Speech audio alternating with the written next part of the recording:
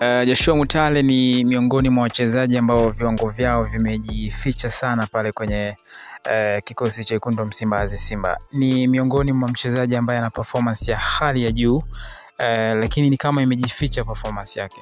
Yes, ni kweli kabisa.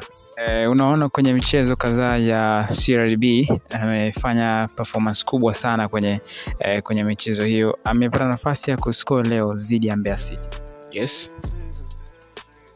Yes kabisa, tunamwona kocha Fadlu Davis anahitaji kumwangalia sana Joshua Mutale kutokana na magoli ambayo amefunga katika michuano hii. Ni magoli ambayo among wachezaji wa Simba wote hakuna mwenye uwezo au walipata na mshangao kutokana na magoli ya Joshua Mutale. Ni magoli yenye viwango na magoli yenye viwango vya hali ya juu ambavyo wachezaji wa Simba wameshangazwa sana na performance yake, na hapo tunapoona kabisa akili ya Fadlu Davis kwa Joshua Mutale katika michuano hii ya CRDB.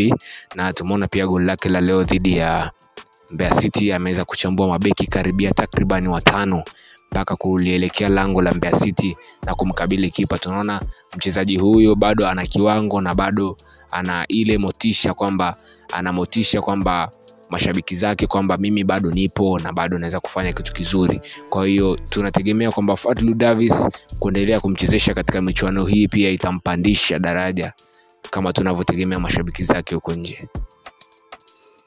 Wekundu wa Msimbazi Simba ni kama haimtegemei Joshua Mutale kabisa kwenye michuano ya nje. Kama Simba sasa hivi wana mchezo ambao uko mbele yao wa nusu finali ya kombe la shirikisho barani Afrika.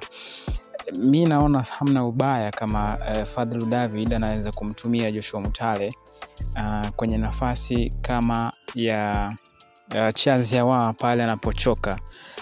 Angalia mchezo uliopita wa kufuzu hatua ya nusu finali ya kombe la shirikisho barani Afrika dhidi ya Al Masry.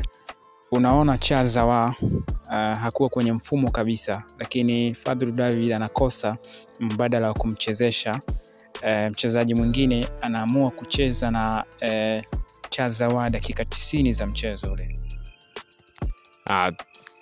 Kwa muonekano huo nipende kuliweka wazi kwamba kocha Fadlu Davis ni kocha ambaye anamtumia Charles Ahoua kama wide playmaker. Ninaposema wide playmaker ni yule mchezeshaji wa uwanja nzima wa kutanguliza mashambulizi. Na tunaona tofauti kati ya Charles Ahoua na Joshua Mutale.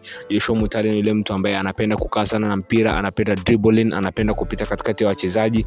Ndio ni kitu kizuri, lakini Fadlu Davis anaangalia ule mwenendo. Je, mchezo utasogea mbele? Je, nikimweka Mutale ataweza kupeleka mashambulizi kama Josh Ahoua? Hawezi. Kwa hiyo anapata ugumu kumbadilisha Josh Ahoua kumleta Joshua Mutale ndani, akihofia kwamba hakuna mashambulizi yatafanyika.